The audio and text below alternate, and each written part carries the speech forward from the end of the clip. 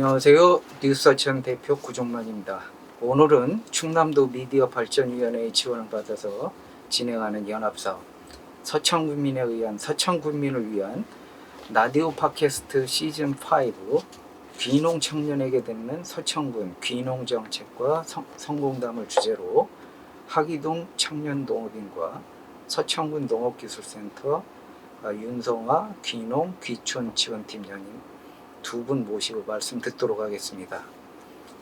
이른 아침 시간인데도 이렇게 인터뷰 응해 주셔서 고맙습니다. 그러면 본인 소개하는 걸로 방송 시작하도록 하겠습니다. 네, 안녕하세요. 저는 서천에서 블루베리 농사를 짓고 있는 노랑 블루베리 대표 하기동입니다. 감사합니다. 안녕하세요. 저는 서천군 농업기술센터 귀농귀촌지원팀장 윤성아입니다. 반갑습니다. 네, 블루베리 농장 이름도 참 굉장히 특이한데요. 블루베리가 왜 노랑이지? 그런 생각하나. 그 다음에 이름이 대표님 성함이 굉장히 특별한데 왜 노랑으로 짓고 이 이름에 대해서 좀 얘기 좀 한번 해줘 보시죠. 네. 우선 저희 노랑 블루베리 이름을 짓게 된 이유는 원래는 제가 처음에 만들었던 농장 이름은 서천 헤브론 농장이에요. 근데 이제 제가 농장 이름을 여러분께 이야기 드리면 항상 잊어버리시더라고요.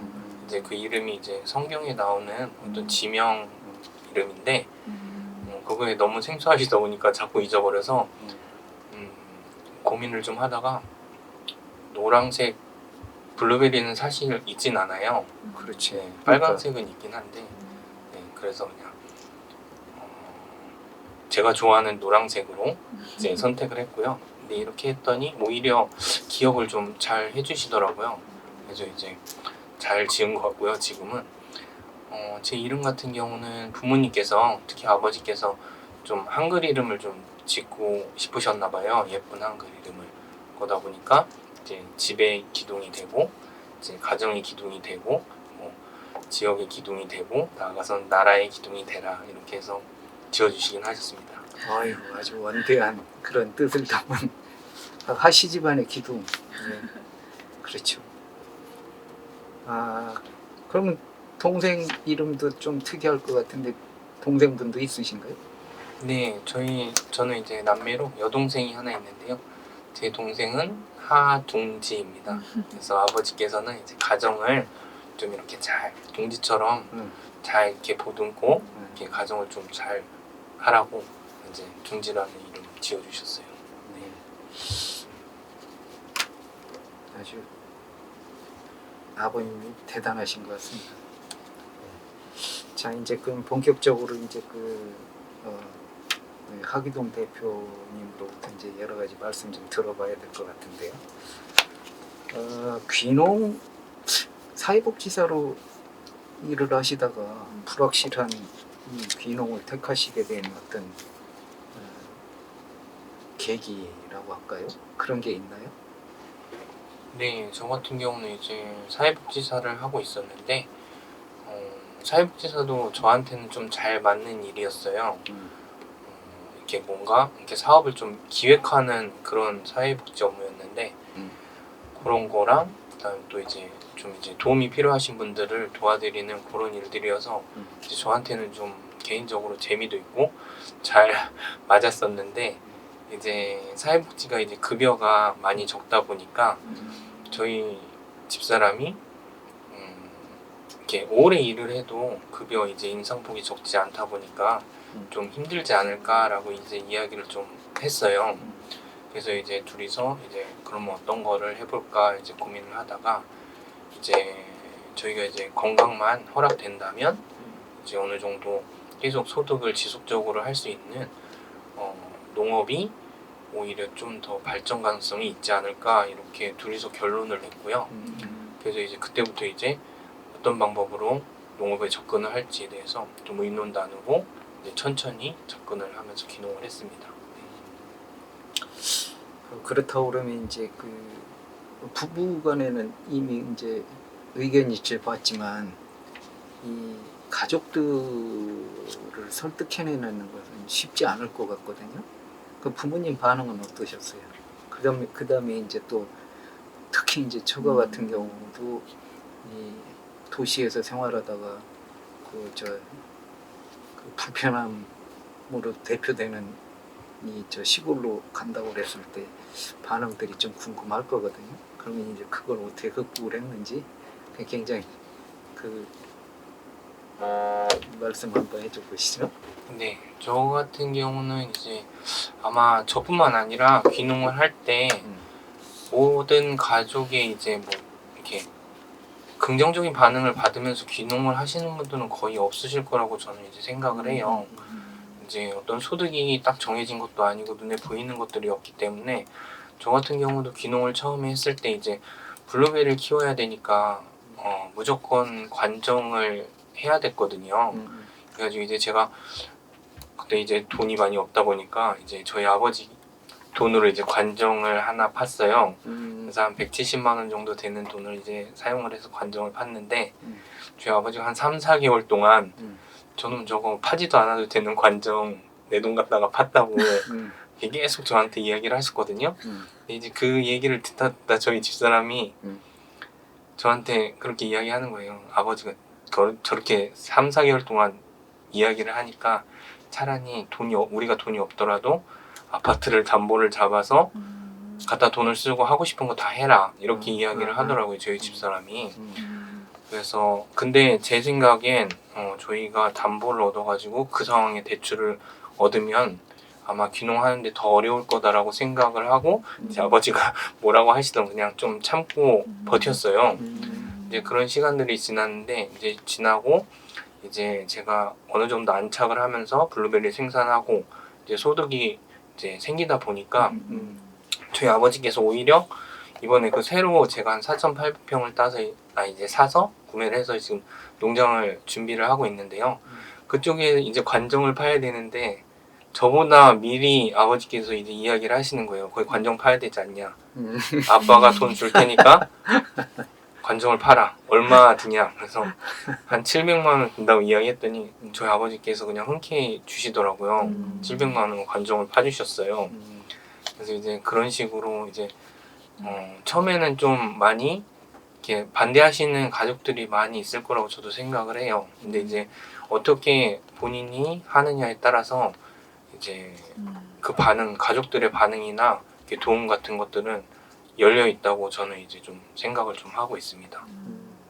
그러면 처가 쪽은 그 흙만지는 일에 저도 딸을 가지고 있는 부모지만 흙만지는 이 사람한테 보내고 싶지는 않을 것 같아요. 뭐 혹시 그 장인 장모님 어떤 생각을 하시죠? 네, 저희 장인 장모님 같은 경우는 평생 농사를 지시던 분이에요. 그러다 보니까 손으로 밭일을 다 하고 그다음에 손으로 벼농사를 다 하시던 그때부터 농사 지시던 분이라 농사에 대해서 그렇게 자식들이 농사하는 거에 대해서 그렇게 긍정적으로 생각을 하지 않으세요. 그러다 보니까 저한테도 계속 시험을 봐서 뭐 다른 일을 해라 이렇게 이야기는 하셨는데 근데 막상 저랑 저희 집사람은 이제 농사를 시작하게 되어버렸으니까요. 이제 바로 이제 농사를 시작할게요라고 이야기는 못 드리고 이제 제가 이제 한 해 한 해 가면서 계속 지속적으로 제가 이제 농사하는 그 소득이나 어떤 이런 바운더리들이 넓어짐에 따라서 이제 처음에는 이제 회사를 관뒀다고 이야기는 못 드리고 그냥 이제 차근차근 이 정도 하고 있어요, 이 정도 하고 있어요 이렇게 회사를 다니는 것처럼 네, 이야기를 못 드리고 이제 이야기를 드리면서 이제 한 3년 정도 되니까 이제는 회사보다 농업이 더 나아졌어요. 소득도 그렇고 밖에 나가서 제가 하는 활동들도 그렇고 하다 보니까 그때쯤 돼서 이제 제가 내년부터는 이제 제가 그냥 무조건 여기에 전념을 해야 될 것 같아요. 농사일이 너무 많아졌어요 라고 이제 이야기를 드렸더니 걱정을 하시더라고요. 농사하면 힘들고 한데 너무 많이 늘리지 말고 할 수 있는 만큼만 조금만 해라. 이제 나이가 들어서 너무 힘들어지니까 이렇게 이야기를 하시면서 이제 그 대신에 이제 제가 지금까지 왔던 길들을 차근차근 설명을 해왔었거든요. 그러다 보니까 이제 이해는 하시더라고요. 그래서 이제 크게 뭐 반대를 하거나 하진 않고 자연스럽게 이제 귀농을 이제 하게 됐습니다.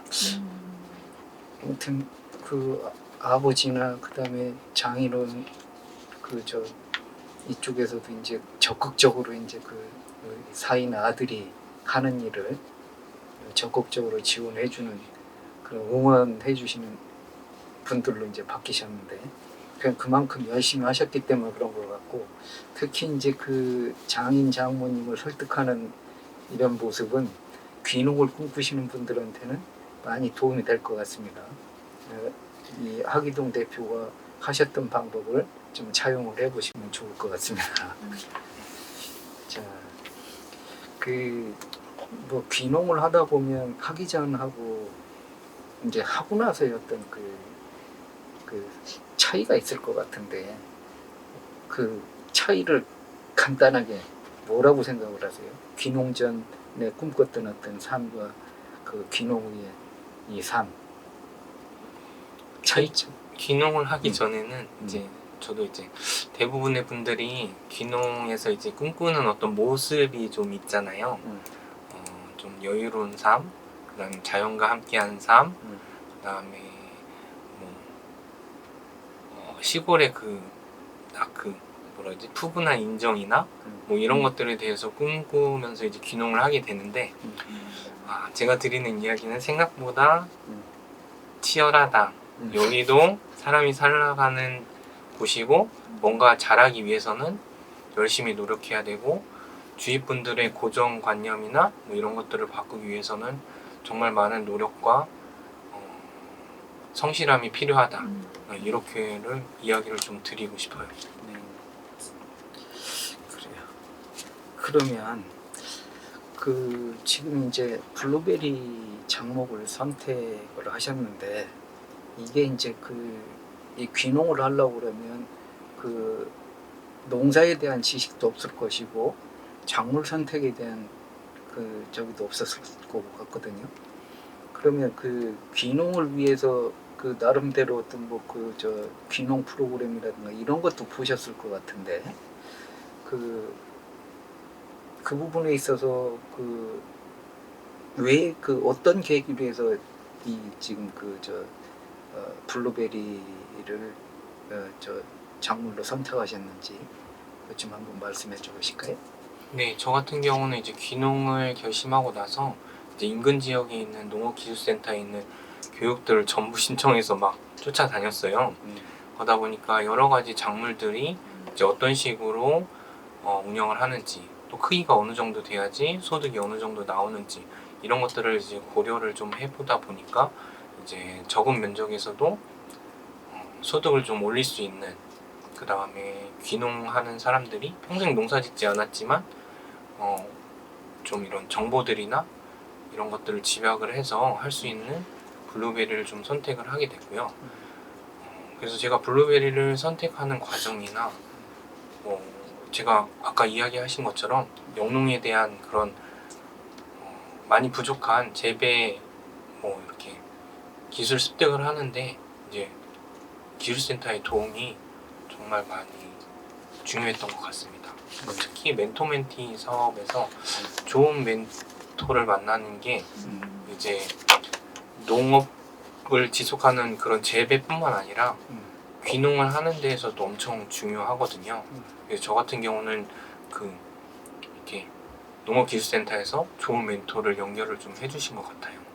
그럼 그 멘토분하고 얼마나 어떻게 그 관계를 갖고 작물 재배를 결심하게 됐는지 그 과정도 좀 소개를 해줘 보실까요?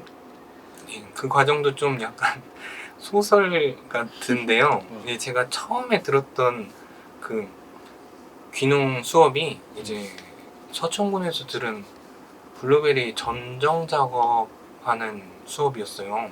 그래가지고 그거를 듣고 이제 실습하러 농장에 나갔는데 그 농장 주인분께서 이제 블루베리 농사를 하고 계시더라고요. 그래서 그 수업을 마치고 집에 온 다음에 저희 아내한테 블루베리를 좀 배워보고 싶어 이렇게 이야기를 했더니 그럼 거기를 가보자고 이렇게 하더라고요. 그래서 제가 이제 그 수업이 끝났지만 그냥 알아서 그냥 물어물어 이제 거기 가서 주소가 있었으니까 찾아갔어요.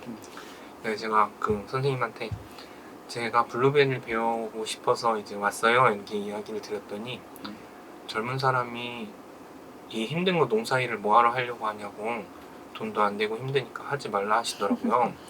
그래가지고 그냥 반나절 정도 그냥 옆에 서 있었거든요. 그냥 계속 전지를 하시더라고요. 나무 하는 거를, 겨울인데.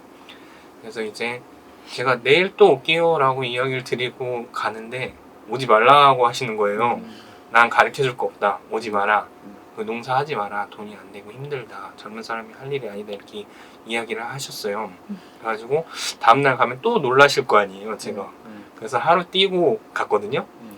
또 가서 옆에서 이제 전지하시는데 또 제가 막 일을 옆에 돕고 하면은 부담스러워 하실 거니까 그냥 그러면은 이거 가지 자르는 거 보라고. 그래서 또 가서 또 한나절이 있었어요. 그래서 내일 또 올게요 라고 이야기 들었더니 오지 말라 하시는 거예요. 그래서 또 하루를 뛰고 갔죠.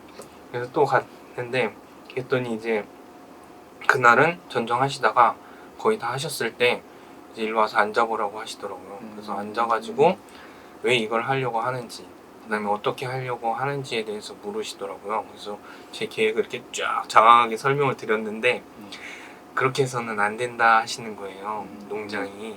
그래서 농사기술 배울 수 없고 농업을 할 수 없다. 그래서 이제 집에 가서 아내랑 같이 또 상의를 하고 사실은 이제 기반이 없다 보니까 한 3년 정도 귀농을 준비를 하면서 회사를 다니면서 돈을 좀 모아오고 싶었어요. 근데 선생님께서 하시는 건 그렇게 하면 시간이 오래 걸리고 기술 배우기도 힘들다. 그래서 이 아내랑 이제 이야기를 하고 이제 결정했던 게, 그러면 회사를 나는 관두고 농사에 전념을 하고 저희 집사람은 이제 회사를 계속 다니면서 이제 농사 기술을 습득해서 이제 농장을 해보자라는 게 결론이었습니다. 그렇게 하다 보니까 또 블루베리를 배우게 됐는데요. 네, 그렇게 좀 약간 무슨 소설처럼. 그분 같은 경우는 젊은 사람이 어느 정도 열의가 있나를 한번 시험해 보신 것 같다라는 생각이 드네요. 그 오지 말라고 그러면 그 절실하지 않으면 안 갔을 수도 있을 거라는 얘기죠.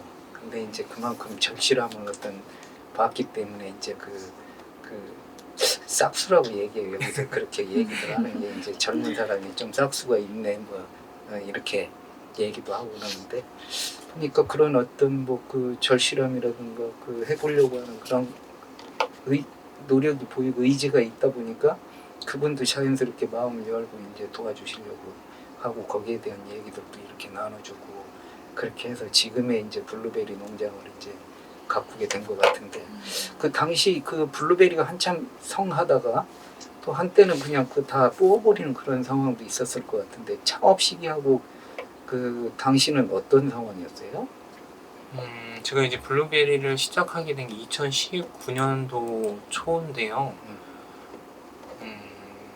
2016년도에 FTA 때문에 블루베리는 보상 작목이었어요. 그래가지고 FTA로 이제 수입이 개방되니까 이제 보상을 해주겠다 해서 농장들이 많이 폐업을 한 상황이어서 그 다음에 몇 년 지나지 않아서 이제 주위의 분들은 블루베리 이제 막차다, 이제 이거 해가지고 다 뽑아내고 다 보상받고 했는데 왜 이거를 이렇게 심리하라고 이야기하시는 주위 분들이 많았어요. 근데 이제 제가 알기로는 저희 전라북도랑 전라남도 쪽에서는 이제 폐업 보상을 많이 받은 걸로 알고 있어요, 블루베리. 근데 오히려 서천군에서는 그때를 기회를 삼으셔가지고 막 투자를 좀 하셨거든요. 그래서 지금 저희가 블루베리 같은 경우 서천군은 전국에서 두 번째로 좀 생산이 많이 되고 있는 지역이에요. 오히려 지금은 다른 지역에서 이제 좀 부러워하고, 지금 전라남도나 전라북도 쪽 뭐 이런 쪽에서는 지원도 엄청 많이 하고 블루베리 재배 면적이 막 늘어나고 있는 지금 추세입니다. 그럼 블루베리 품종도 여러 가지가 있는 것 같은데, 이게 그 과실이 작은 것도 있고 큰 것도 있는데, 그거는 양분의 차이인가요? 어떤가요? 우선 과실이 크고 작고 맛이 좀 새콤한 맛이 좀 있고 단맛이 좀 강한 품종들이 좀 있어요. 그냥 기본적으로 그런 특성을 가진 품종들인데 그런 것들 이야기를 좀 해드릴 때는 저는 이제 포도 이야기를 좀 많이 해요. 포도? 네, 포도 같은 경우는 이집트 벽화에도 나와 있을 정도로 거의 뭐 재배하기 시작한 게 3,000년 정도가 됐는데 블루베리 같은 경우는 지금 100년이 조금 넘었거든요. 상업적으로 이게 재배하기 시작한 지가. 근데 미국에서 처음 상업적으로 재배를 하기 시작했는데 그러다 보니까는 아직 품종이 뭐 한두 가지 뭐 5가지 뭐 이런 식으로 통일되지가 않았어요. 그러다 보니까 농장 같은 경우도 제 생각에는 저희 우리나라에서 농장들이 하는 품종들이 대략 한 50여 가지는 될 거예요. 그리고 그냥 블루베리 자체적으로 볼 때 한 260가지에서 300가지 정도 품종이 있어요. 그 중에서 이제 한 50가지를 농장에서 이제 선택을 해서 하시는데 이제 육종 과정이 길지가 않다 보니까 한 100년 정도가 되다 보니까 장단점이 너무 뚜렷해요. 이 품종에서는 어떤 것이 단점으로 나오고 품종에서는 어떤 것이 장점이지만 또 단점이 심하고 그래서 저도 이제 드리는 이야기가 지금 블루베리가 완벽한 품종을 뽑아낼 수가 없다. 그러다 보니까 이 블루베리를 우리가 키우는데 이 단점들을 보완할 수 있는 재배 방법을 농가들 스스로 좀 찾아내는 게 좋은 블루베리 생산하는데 좀 중요하다라고 이야기는 좀 많이 드리고 있습니다. 네.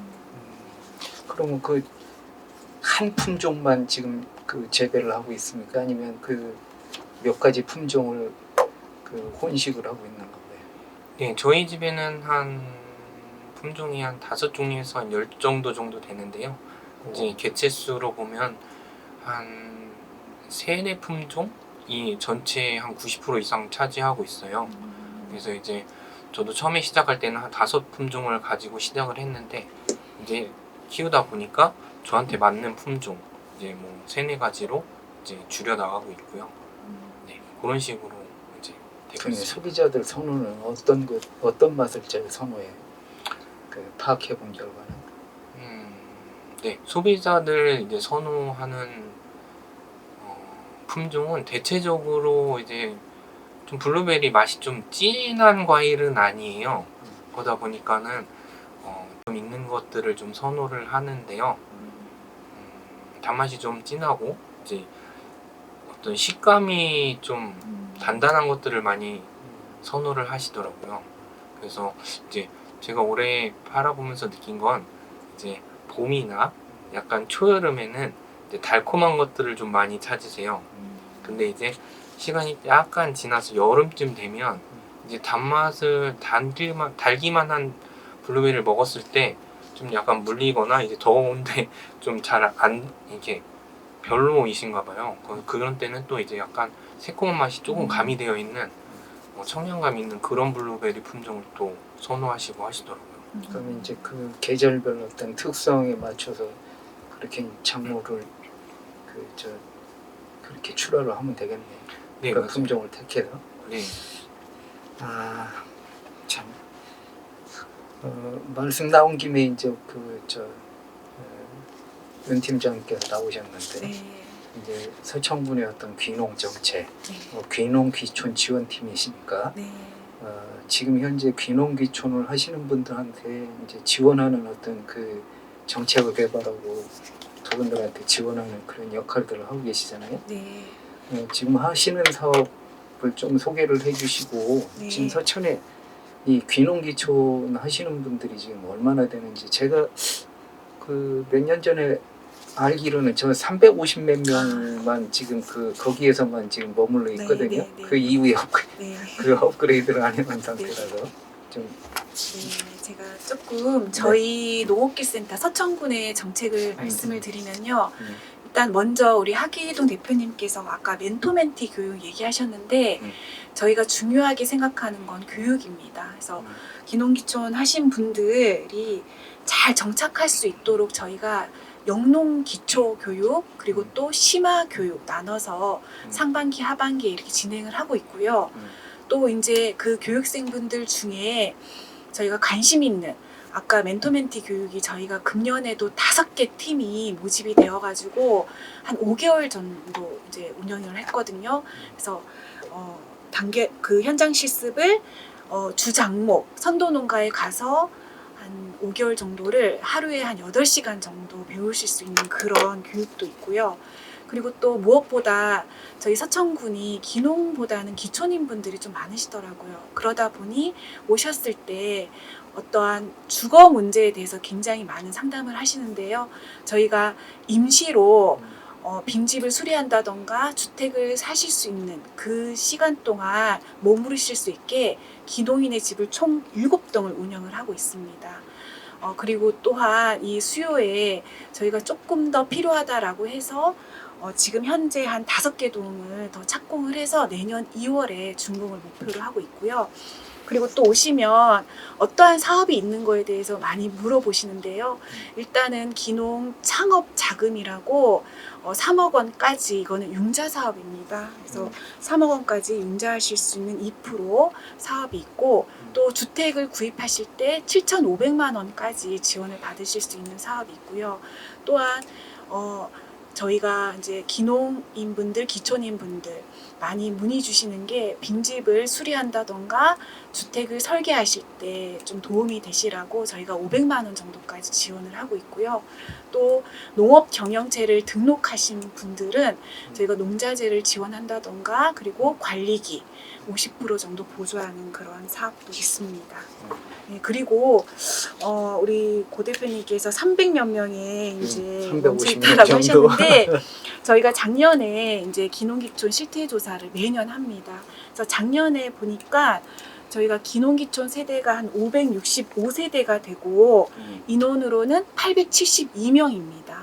그래서 꽤 많고요. 근데 저희가 이제 기농, 기촌의 비율을 따져봤더니 확실히 기촌인 분들이 93.8%로 높은 것으로 나타났습니다. 귀촌이 절대적으로 많네요. 네네.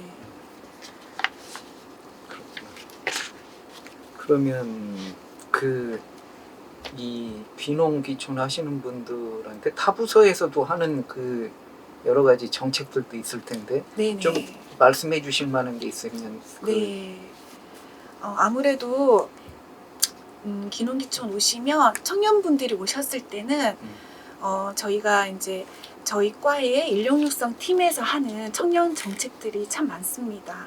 그래서 오면 어찌됐든 우리 여기 대표님도 어떤 연구회라든가 이런 데 가입을 참 많이 하셨을 텐데요. 네트워크가 되게 중요하고요. 그래서 청년 저희가 4.H 연합회라고 지금 현재 한 100여 명의 회원분들이 있는데 그쪽에 가서 또 가입을 해서 정보도 또 얻고 그리고 또 청년분들이 교육의 기회가 참 많아요. 그래서 단계별로 받으실 수 있는 스텝업 교육이라던가 그리고 영농 정착에 필요한 자금, 영농 정착 지원 사업, 또 공모 사업 이런 것들도 저희 센터에서 많이 지원을 하고 있기 때문에 청년분들은 그런 쪽에 또 소개를 해드리고 있고요.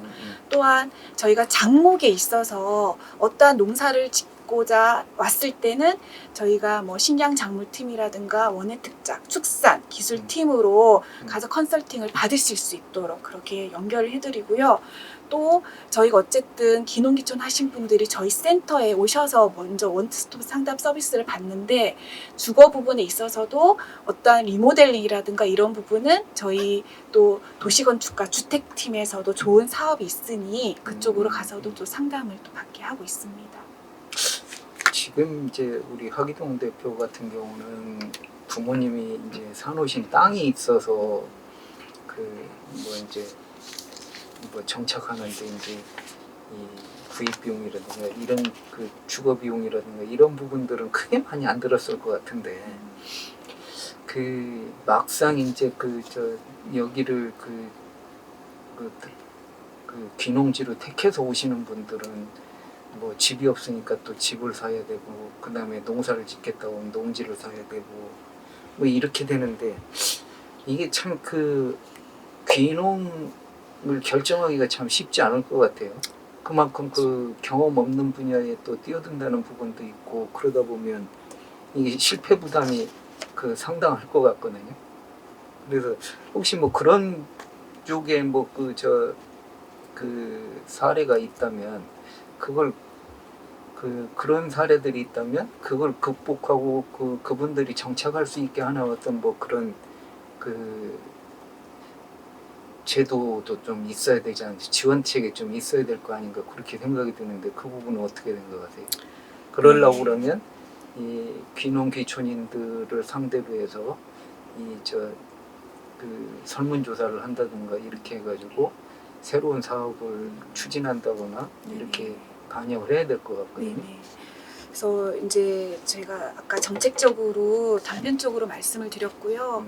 저희도 이제 조금 더 이런 부분에서 체계적으로 농촌의 체류형으로 어떠한 복합단지를 좀 조성을 해야 해서 이분들이 오셨을 때 역기동하지 않고 더 안정적으로 정착할 수 있는 게 어떤 부분이란가라고 해서 고민을 한 끝에 저희도 균형발전 사업이 금년 4월에 61억 원짜리가 선정이 되었습니다.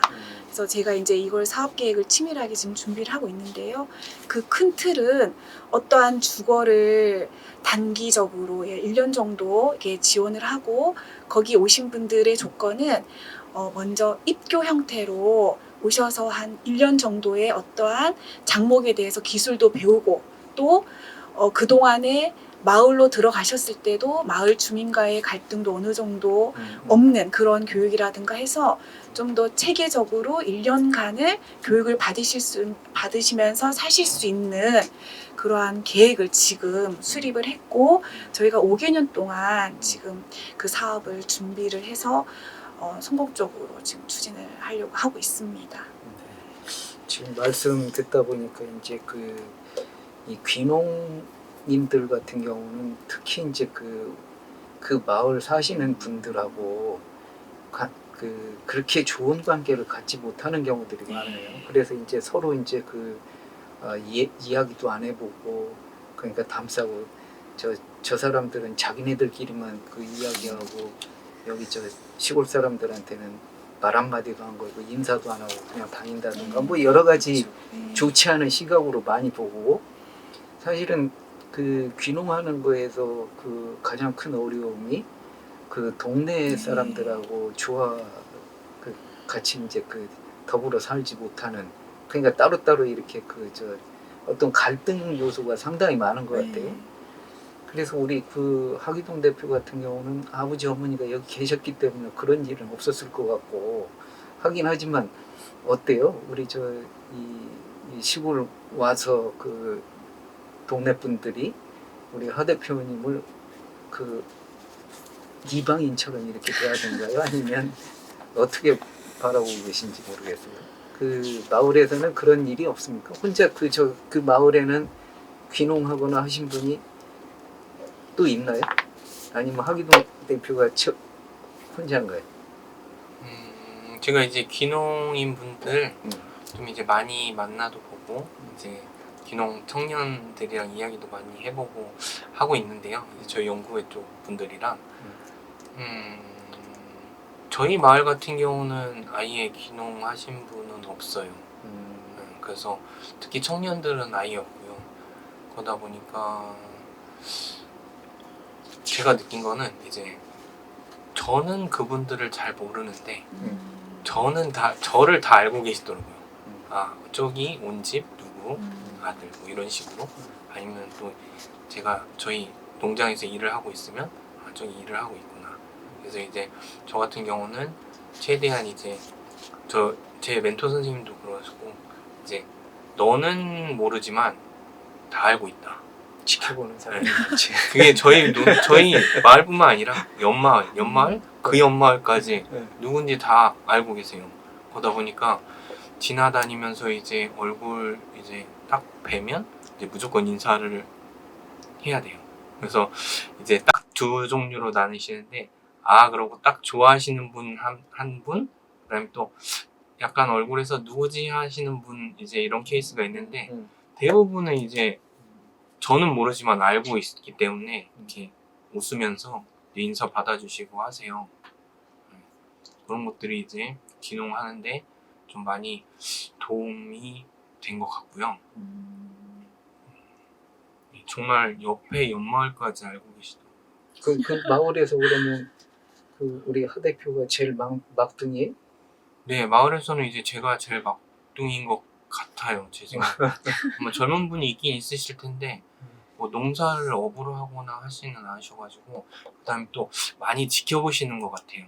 제가 농사를 한다고 왔는데 뭐 잘 하는지 열심히 하는지, 그다음 특히 뭐 풀 관리 같은 거 귀농하신 분들 힘들잖아요. 저도 힘들어요. 막 이제 귀농한 분들 대부분은 이제 풀약 주기 좀 꺼려 하시거든요. 저 같은 경우도 블루베리 농장에 풀약을 가능한 한 안 주고 풀을 좀 깎는데, 풀을 깎는 것도 힘들고, 특히 여름에는 이제 풀은 빨리 많이 자라는데 또 그만큼 일하기는 힘드니까 풀 관리가 좀 많이 힘들어요. 이제 그런 것들에 대해서도 이제 어느 정도 이제 이해는 해주시는 것 같아요. 제 느낌으로는. 그래도 열심히 하고 있구나 라고 생각을 하시면 막 뭐라고 심하게 이야기는 안 하시고, 그분들은 이제 프로시니까요, 지금 하고 계신 분들은. 그래서 약간 그런 느낌도 좀 받고 있습니다. 그러니까 저도 이제 그 농사를 좀 짓거든요. 근데 이제 시골 분들이 그 제초제를 상당히 많이 씁니다. 근데 이제 저 같은 경우는 이제 바빠서 잘 못하기도 하지만, 그래서 이제 예치기로 이제 주로 이제 풀을 깎는 편인데, 올해 같은 경우 비가 또 많이 와서 이제 뚝이 무너져 내리거나 뭐 이런 것들이 있었는데, 제가 풀을 깎고 이렇게 해서 그 제초제를 들 쓰다 보니까 우리 논뚝은 괜찮아요. 지금 지력을 잃어가지고 논뚝들 들어가 보면 막 다 바스라지고 다 하는 정도인데, 아무튼 여기 분들은 농사를 깨끗이 안 짓는다고 되게 뭐라고 해요. 저기 농사 안 짓는 사람인가 보다 그러고 굉장히 좋지 않게 봐요. 그리고 이제 옆눈에 내가 제초를 안 하면 옆눈에 풀씨가 떨어져가지고 그런다고 얼마나 뭐라고 그러는지 몰라요. 아무튼 깔끔하게 농사를 지면 깔끔하게 져야 되는데 안 짓는다 뭐라고 그러고, 이분들은 말씀 잘 안 해요. 그냥 이렇게 쳐다보고 있다 자기네들끼리 뒷담화를 굉장히 많이 하는 게 서천서 같은 특징인데, 그거 한번 당해보면 기분 별론데. 아무튼 어떻게 손재주는 좀 있으셔? 시골 막둥이로 살려면 누구 집 저 두꺼비 집 나갔다 그러면 또 거기 가서 올려주고 고쳐주고, 어디 수도 고장 났으면 또 고쳐주고 해야 되는데, 어떻게 손재주 좀 좋으셔? 맥가이버 역할을 좀 하셔야 시골에서 귀염둥이 역할 받을 것 같은데. 맞아요. 그렇게 좀 많이 도와드리면은 이제 그거 하는데, 저도 사실 뭐 귀농하기 전에는 집에서 못 하나도 잘 안 박아보고 막 이랬거든요. 근데 이제 귀농하다 보니까 막 모든 걸 제가 해야 되더라고요. 이거를 못하면 이게 수리하는 분이 오는데도 출장비도 많이 들고, 그 다음에 시간도 걸리고 하니까 제가 다 해야 돼요. 그래서 수도꼭지도 갈아보고, 뭐 이렇게 드릴로 못도 해보고, 전기도 연결해보고, 막 이렇게 다 지금은 제가 하고 있는데요. 마을 분들이 특별히 도와달라고는 잘 못하시더라고요. 제가 농사 일할 때는 거기 있지만 또 일을 안 하면 계속 이렇게 뭐 밖으로 나갈 일들이 엄청 많아서, 다른 지역도 가고 막 이러다 보니까 저희 마을 분들 막 이렇게 이렇게 그걸로 도와드리거나 막 이런 경우는 많지는 않은 것 같습니다. 아무튼 귀염둥이 역할을 하려면 인사 잘하고, 그냥 내가 모르더라도 상대가 나를 아는지 모르더라도 그냥 무조건 나보다 어른이니까 인사 꾸벅꾸벅 잘하고, 그 다음에 농사 깔끔하게 잘 짓고, 풀 기르면 풀 메고 그리고 뭐 필요한 거 없으시냐고, 도와드릴 거 없냐고, 이렇게 하면 귀염둥이로서 시골 생활 잘 적응 잘 할 수 있을 것 같아요. 이제 수입이 가장 큰 문제일 것 같아요. 이제 지금 보니까 이제 굉장히 평수도 많이 늘리고 이렇게 하다 보니까 그럴 것 같은데, 지금 현재 수입은 어떻게 돼요? 지금 현재 제가 지금 블루베리로 하고 있는 수확이 나오는 평수는 한 1,500평 정도 되고요. 나무도 한 1,500주 정도 돼요. 그래서 이제 매출은 한 6천만 원 정도 되고요. 그다음에 블루베리 같은 경우는 다른 과수나 이런 것보다 농약이랑 관리비에 돈이 많이 들어가지는 않아요. 수확할 때 인건비가 좀 많이 들어가는 편이고요. 그거 외에는 오히려 관리비는 좀 덜 들어가는 편이거든요. 그러면 인건 그 수확하는데 그 몇 명 그 저 인부 고용하시는 거예요? 네, 수확할 때 이제 저희 가족이랑 해가지고 한 4명에서 한 6명 정도 거의 매일 수확을 하고 있고요. 인건비가 그 전체 수입에서 차지하는 비용도 꽤 될 텐데. 네, 전체 수입에서 그러니까 조그만 농장 같은 경우는 이제 가족들이 하는 부분이 크다 보니까 인건비 들어가는 퍼센트가 한 10% 정도에서 큰 농장 막 2만 평씩 하는 분들은 한 20%까지 인건비가 들어가긴 하더라고요. 그렇구나. 네, 저희 집 같은 경우 10%에서 조금 더 넘어가는 것 같아요. 그러면 이제 그 평수를 지금 그 재배 면적을 지금 늘리다 보면 이게 지금 그 대출을 받아서 그 늘리신 겁니까? 아니면 어떻게 된 거예요? 네, 저 같은 경우는 이제 계획이 귀농하면서 이제 무턱대고 우선 대출부터 받고 시설부터 하고 땅부터 사고 해서 좀 재배 기술이 없어서 실패하는 경우가 많다라는 이야기를 듣고 근데 저는 이제 제가 이제 어느 정도 소득이 나와서 그런 땅을 대출로 사더라도 땅이나 시설을 대출로 하더라도 갚아 나갈 수 있을 정도의 기반은 해놓고 이제 대출을 받자 하는 게 저희 집사람이랑 계획이었어요. 그래가지고 이제 초반에는 계속 임대로 이제 천평에 원래는 임대로 해서 그 과수를 심으면 이제 갑작스럽게 뭐 나가야 되는 경우도 생기고 해서 부담은 좀 큰 편이에요. 그래도 이제 요 대출을 받아서 요거를 갚을 때까지 그 정도는 만들고 이제 대출을 받자 해가지고 그거를 이제 조성이 됐을 때 이제 후계농 이제 기술센터에서 후계농 그 지원을 받아서 이제 지금 4,800평 같은 경우는 이제 구입을 하게 됐습니다. 네. 아무튼 그 대단하신 것 같아요. 그 경험이 없는 상황에서 그 주변의 이야기들도 잘 듣고 그거를 나한테 그 들은 내용들을 잘 그 소화를 해가지고 이렇게 해서 그 성공적으로 정착을 하시는 거 보니까 대단하신 것 같아요. 그럼 지금 뭐 여러 가지 활동들을 또 많이 하시는 것 같아요. 귀농하셔가지고 그 블루베리 농장을 하시면서 그 나름대로 어떤 전문가로 이렇게 그 강단에도 서고 무슨 지금 어디 강의도 나간다고 하시는데 그 부분도 좀 설명을 한번 해줘 보실까요? 네. 이제 재배 기술을 초반에는 이제 기술센터에서 배웠었는데 이제 배우면서 이제 그것들을 계속 심화 과정 하다 보니까 충남대에 있는 농업 마이스터라는 제도가 있어요. 예전에 최고 경영자 과정, 농업 최고 경영자 과정이었는데 거기에 이제 2년 동안 다니게 됐고요. 어떻게 제가 또 하다 보니까 또 2년 내내 1등이었어요. 수석으로 졸업을 했고요. 축하드립니다.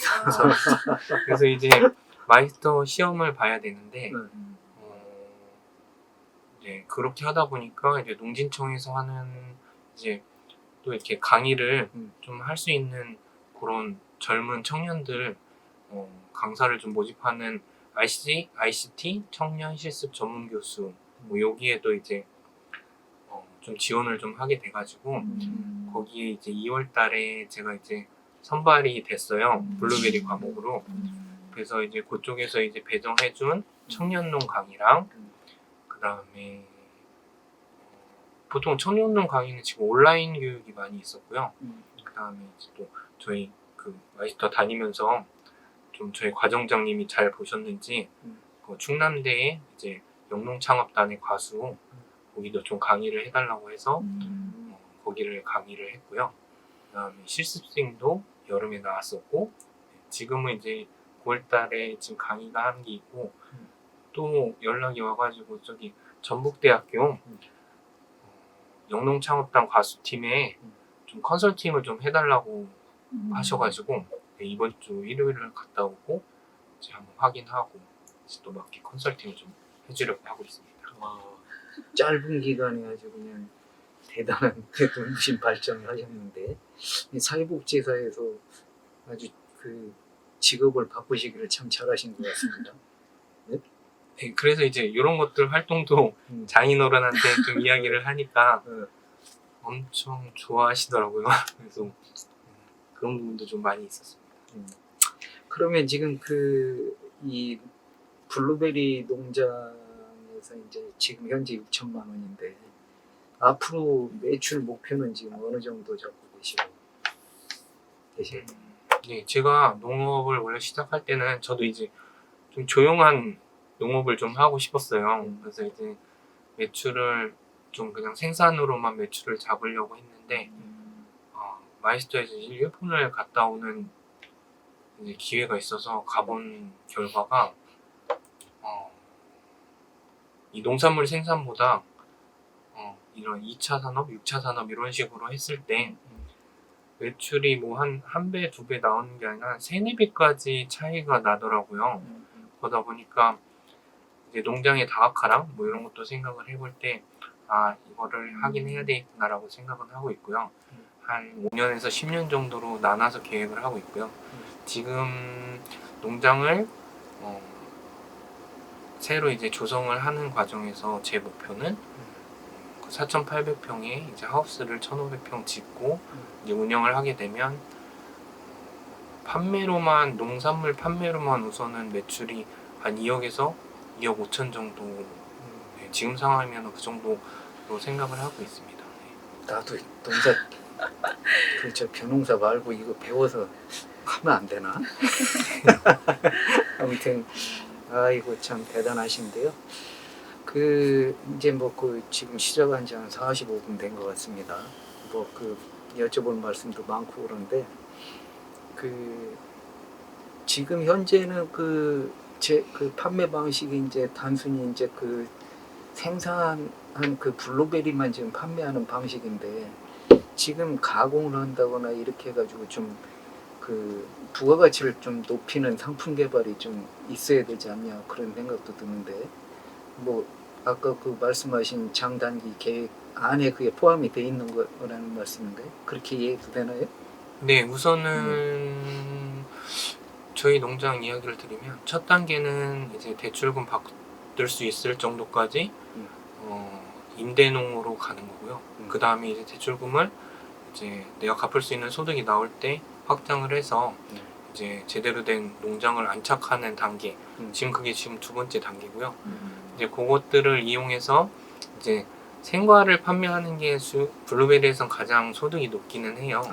네, 그래? 보통 그 딸기나 뭐 이런 것들처럼 파지나 이런 것들이 많이 안 나와서 그리고 가공 원물이 좀 비싸가지고 가공 사업은 좀 힘들기는 한데 체험이랑 뭐 카페나 뭐 이런 것들로 이제 좀 6차 산업을 좀 할 수 있는 여지는 좀 있어요. 그래서 이제 그런 것들로 사업을 좀 확장을 했을 때 이제 좀 소득이 좀 더 늘어나지 않을까 이제 그 계획들에 좀 들어 있어서 지금 뭐 올해 지금 맥문족 축제 때 이렇게 식혜도 블루베리 식혜도 만들어 보고 블루베리 아이스크림도 좀 해보고 블루베리 뭐 머핀 같은 것도 해보고 이제 여러 가지 가능성을 조금씩 찾아는 가고 있습니다. 네.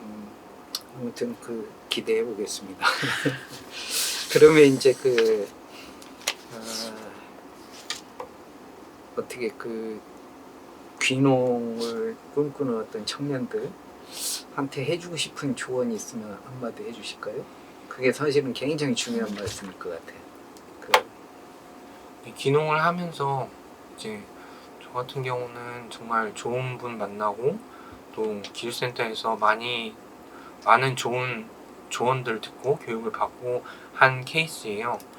그래서 특히 멘토를 만나는 데 있어서 좀 많이 중요한 것 같아요. 대부분 멘토 멘티 사업이 끝난 다음에 저도 이제 청년들한테 많이 물어보거든요. 뭐를 많이 배웠나? 이렇게 아니면 또 어떤 점이 좋았는지 좀 물어봐요.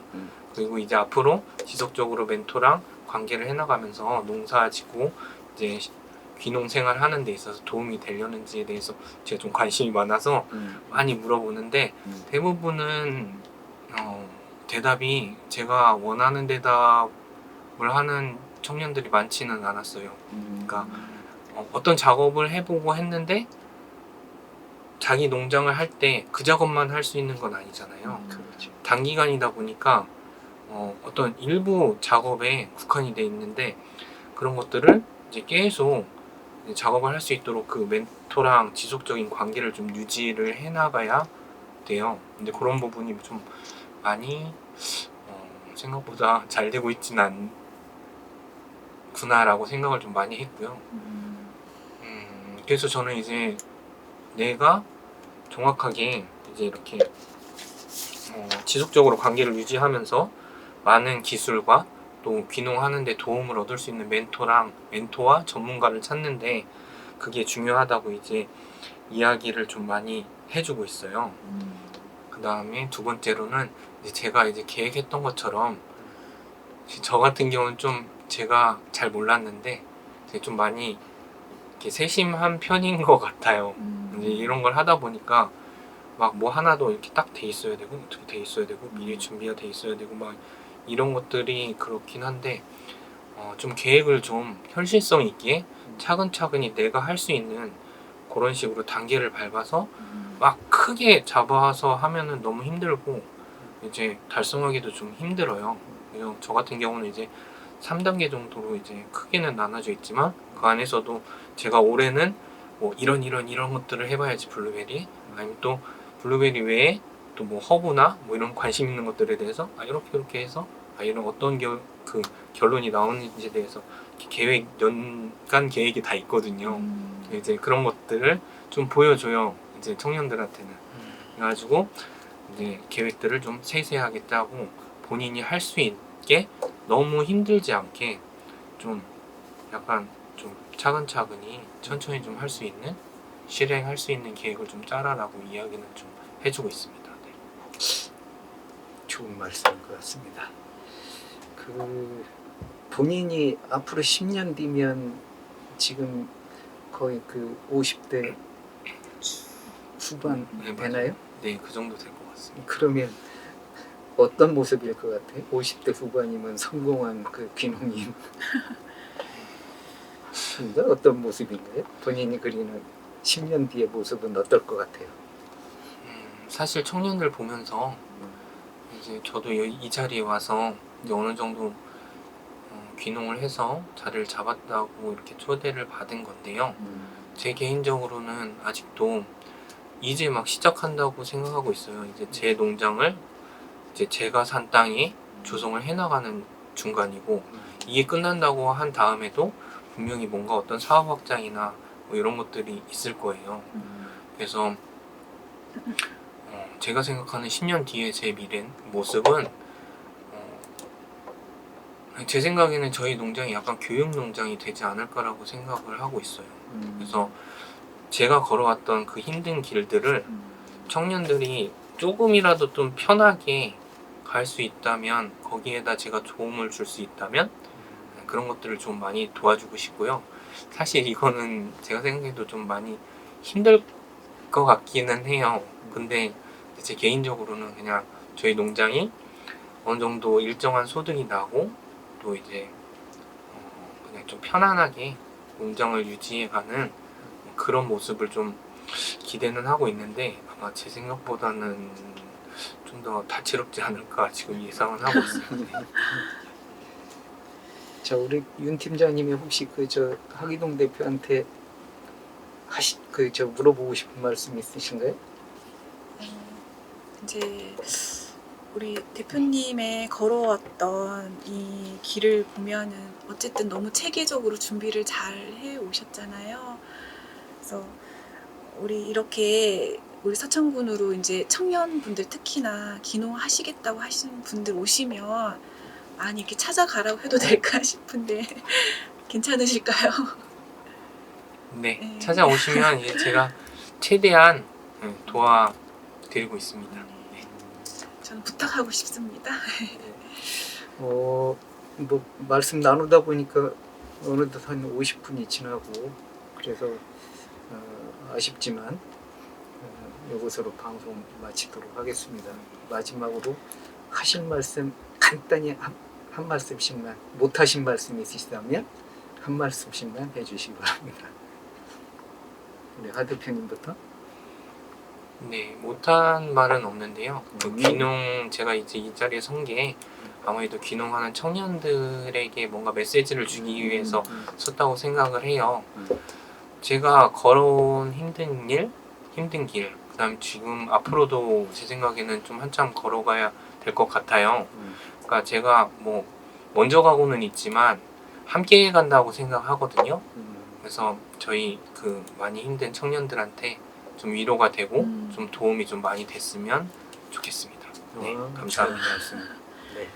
네, 이제 저는 우리 서천군으로 귀농이나 기촌을 희망하시는 분들은 언제든지 저희 농업기센터 저희 팀으로 오셔서 상담을 제가 성심성의껏 이렇게 해드리겠습니다. 그래서 혼자 너무 고민하지 마시고 한번 찾아오셔서 상담을 받으시기를 바랍니다. 네, 이상입니다. 네, 두 분 장시간 말씀 나눠주셔서 고맙습니다. 이상으로 방송 마치도록 하겠습니다. 수고하셨습니다. 네, 감사합니다. 감사합니다.